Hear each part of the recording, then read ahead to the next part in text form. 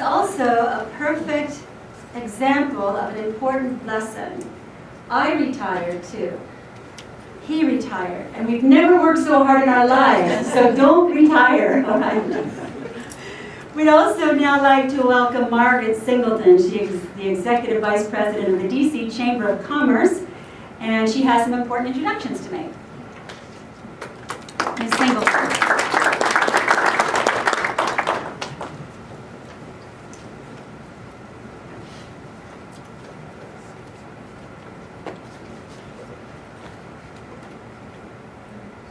Well, good morning. As has been indicated, I am with the DC Chamber of Commerce, and I'm delighted to bring you a welcome and greetings on behalf of our President and CEO, Mr. Harry Wingo, who has been with us just a little bit shy of 1 year. So we are delighted that we have had Mr. Wingo with us and that we are undergoing our transition at the DC Chamber of Commerce. Since 1938, the Chamber has proudly served a diverse membership of businesses in the Metro Washington area, small, medium, and large. And as such, and it is a pleasure to welcome you to the symposium this morning. Maintaining the environment is an important priority for the business community, and we welcome policies that take a balanced approach to conservation and increased energy efficiency. We recognize, however, that it will take all of us, governments, the private sector, and individuals who will be responsible for remedying environmental problems. The environment is a shared resource whose problems deserve a shared solution. Business owners care about the environment, and they are concerned about the economic impact related to taxes, cost, and risk. That is why programs such as Energy Smart DC is an important resource on energy efficiency and renewable energy programs, products, services in the District of Columbia. This leads me to my very important role this morning, and that is the introduction of Mr. Tommy Wells, Acting Director of the District of Columbia Department of Environment. I would like to acknowledge, before giving his current and describing his current role, and acknowledge him for the services and the years that he provided as the former City Council member for Ward 6. And we thank him for his prior services in that role. Currently, Mr. Wells is chiefly responsible for protecting the environment and conserving the natural resources of the District of Columbia. His team is comprised of approximately 300 environmental professionals, collectively working to improve the quality of life for the district's residents and natural inhabitants of the nation's capital. Mr. Wells' career in public service spans 32 years. He earned his law degree from the Columbus School of Law at Catholic University and a master's degree in social work from the University of Minnesota. The DDOE is comprised of several agencies: the Energy Administration, the Environmental Services Administration, and the Natural Resources Administration. So it is with pleasure that I bring you Mr. Tommy Wells.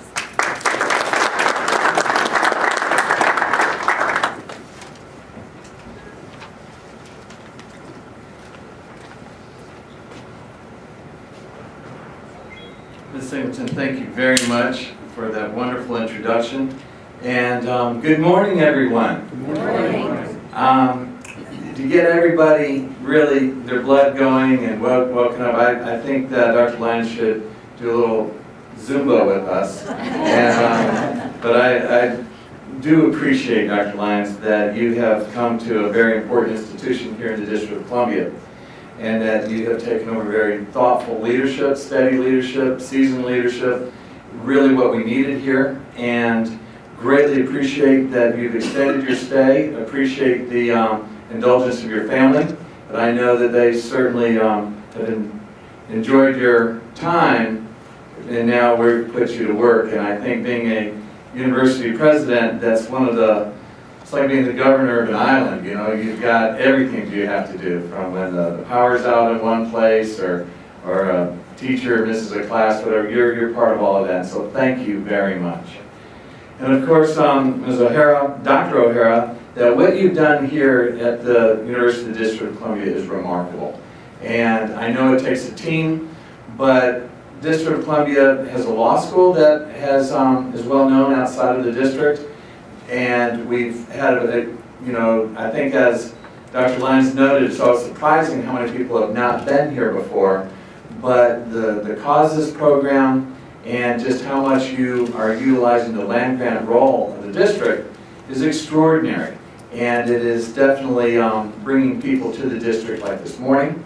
And you are really helping us rethink how we use, how we train, and how we experience an urban environment. And thank you very much for that. Of course, Professor Gallagher, thank you for your role in seeing that, again, that we do the things that we should do as a school here, but also the leadership that you have for that, and thank you very much. So I'm the acting director of the District Department of the Environment. And a lot of times people don't think about urban areas, especially where, the District of Columbia, not a big city, about what we are as the environment. But we are. We're the only capital for any nation that's situated on 2 untamed wild rivers. Now, I know when you look out at the Anacostia Dam, you don't think that's a wild river, but it's not dammed, it's not, there's not levees in it, it's not broken up like other rivers, but between the Potomac and Anacostia, we have a city on 2 wild rivers, which is part of our environment. Over 70 species of fish in the 2 rivers, and also we've got over 240 species of birds. We're on the major flyway for the birds that migrate from here to Canada and back down to South and Central America, and we have an important role in that. And that is part of our environment. We have the 2nd largest number of parks, from Rock Creek Park to Fort DuPont. The amount of green space that we have is extraordinary, and it creates an ecological system that is part of the Department of the Environment. Also, my department is essentially the Department of Energy, that we have all the way from energy support programs to the Green Building Code to we have a separate sustainable energy utility that is outside of the district of the government, and it's not our main utility, but what they do is they help through efficiency, solar and otherwise, create energy in the city. So what that means is that I'm not only the director of energy, I'm also the game warden. So, DC, we're very proud that we have the greatest number of LEED certified projects of any city. We keep changing with New York City. Sometimes they get a little ahead, sometimes we get a little behind, but we have the greatest number of LEED projects. We have the 2nd greatest number of Energy Star buildings of any city, and we're 2nd behind LA. And and you think how big LA is. We're only behind by about 6 buildings. What we're hoping is that by the end of the month, if not beginning of next month, hopefully when they tally again, we're going to pass LA. We will see. Then we have, we're 1st in the nation for just solar power on buildings per capita. Now we're number 1 in all these things per capita, and so now and then we have to use the per capita measure. We're 1st in green roofs per capita of any city in the country. And another thing that people don't realize is that we have aggregated all the government buildings, including UDC, benchmarked how much power the buildings use, and then we purchase that amount of power from a wind farm. So all of the power for the government buildings is purchased as renewable energy, and we're very proud of that. So now it's, we learned from any of you that, we learned from the Prius, if any of you have Priuses, where you get to see your gas or energy usage, that starts making a difference when you see what you're doing, that under the city's Clean and Affordable Energy Act, that every government building of 10,000 square feet or more, and every private building of 50,000 square feet or more, has to report in and benchmark their energy usage. And so we will use that as a way to determine who has the largest carbon footprints. What can we do to work with different buildings? Buildings are I think, use 75% of the energy in the city, and that is where the greatest gains will be will be around working with our buildings. This is the first year where if they don't send in their data, then they will be fined about $100 a day. We're serious about this. We are going to turn around our energy usage when we're going to make a difference with our commercial buildings in the years to come. We heard about the Sustainable DC plan that was brought in by the previous mayor. Well, the new mayor, Mayor Muriel Bowser, has made the same commitment, not only embracing Sustainable DC, but being sure that we meet our marks and that we're a leader not just in the country, but it's interesting the degree to which DC also must be a leader on the world stage to show what capitals can do, and that we're looked to as best practices, and we host delegations from around the world almost daily to see what we're doing in the District of Columbia.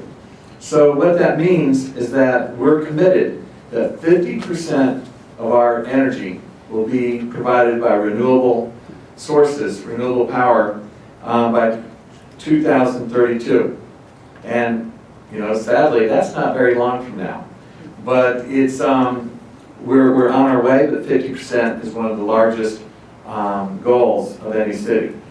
But by 2050, we're looking at 80% of our power being provided through renewable sources.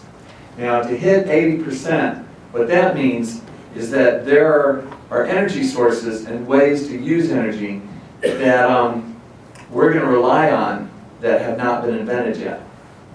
That to hit 80%, it's an unrecognizable future possibility, but it's what we're going to set our mark at so that we can continue to support the research and development, take best practices, and continue to reinvent how we use energy, where we get energy, and of course the efficiencies that can come from that.